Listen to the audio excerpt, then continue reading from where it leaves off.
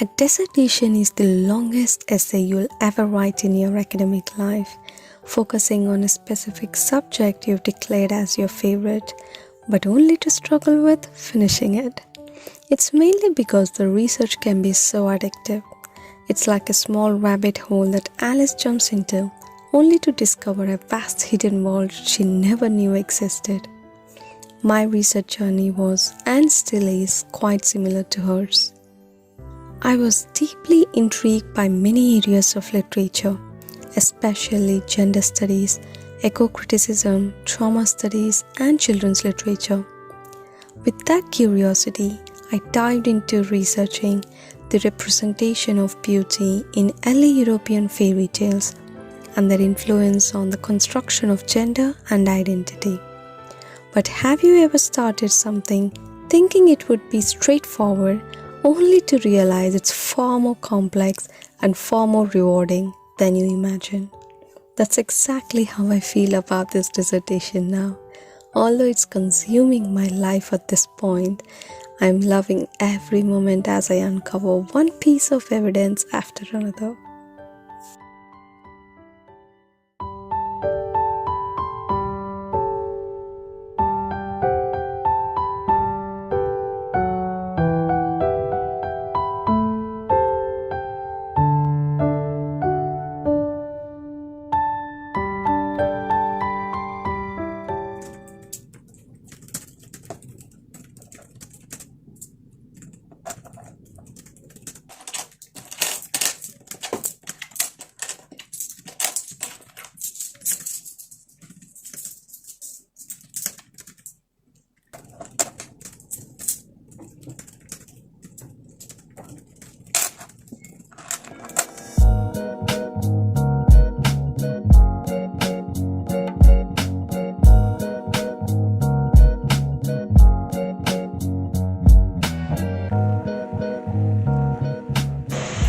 Hello, good afternoon. Here it is 3:30 now, and I just finished my long study session. I had my quick lunch and now I'm heading to a focus group at my uni. So yeah, and the research for my dissertation has officially started, and it's been stressing me a bit much, and I thought I would do this dissertation diary so I can take you all along, share my journey, learnings and all the stuff. So yeah, we'll see how it goes.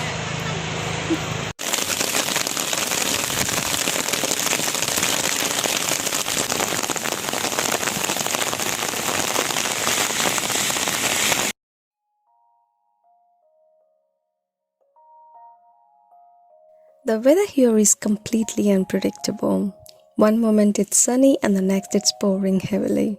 Besides, the focus group that I attended went really well, and I had the chance to talk to my advisor, who was incredibly helpful. And as soon as I got back to my dorm, I dove straight into my dissertation.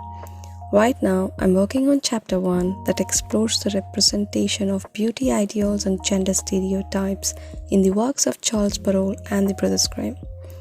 And I believe you might be familiar with some of the fairy tales such as Cinderella, Sleeping Beauty in the Wood, Little Snow White, and Rapunzel. This chapter argues that the fairy tale publications of these authors reveal a profound gender bias rooted in two key factors. Firstly, the early portrayal of delicate female characters mirrors the societal norms of that period. And secondly, the later iterations, with their emphasis on beauty and female passivity, appear to be a calculated effort to steer young girls away from the rising tide of feminist movements. These stories, though seemingly innocent, function as tools of socialization that reinforce patriarchal ideals and sustain male dominance. Fairy tales, usually targeted at children, are crafted not only to teach young girls that beauty is their primary source of power and reward, but also to instill in young boys the notion that they possess the superior authority to make decisions on behalf of the women in their lives. These narratives gradually embed various gender stereotypes, encompassing physical appearances, attitudes, abilities, interests, and occupations, serving to guide boys and girls into traditional roles as they transition to adulthood.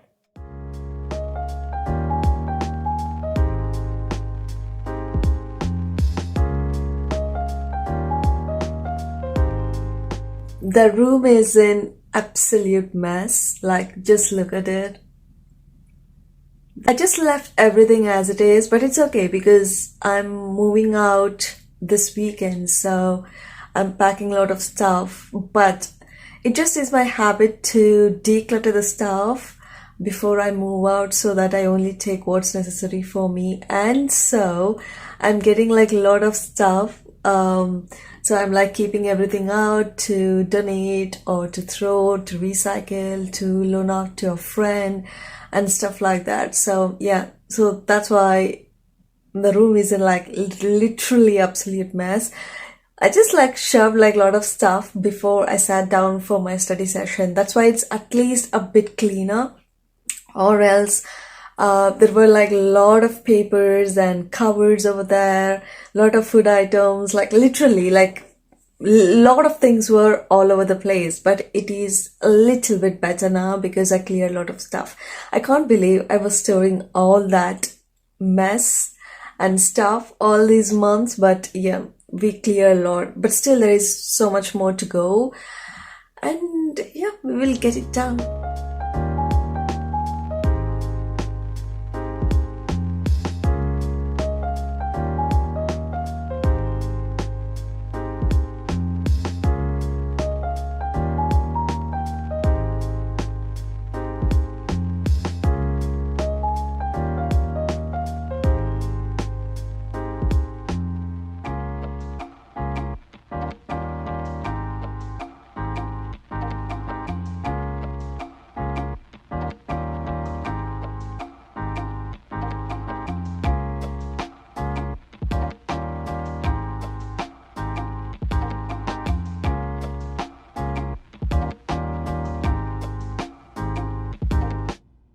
The progress has been a bit slow, but I'm kind of happy with it. And mainly it is slow because of two reasons. Because this weekend I had work, and also I'm moving out of my university accommodation. So I had a lot of stuff to do, like packing, buying stuff, arranging things over there, and like dealing with all those kinds of stuff. So even to give enough time is being bit of a management issue, if I should say. So I couldn't, but it's going well.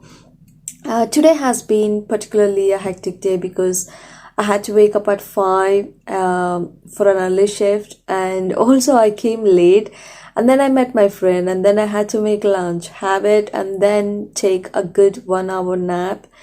And then from then onwards, maybe around like 4:30 or something, I have been either packing or studying, packing, studying. And amidst of it, I was able to take a shower, which is really good. I needed it. So yeah, it has been quite a bit stressful day. But nevertheless, I just finished my study session. The time is 11:30 now.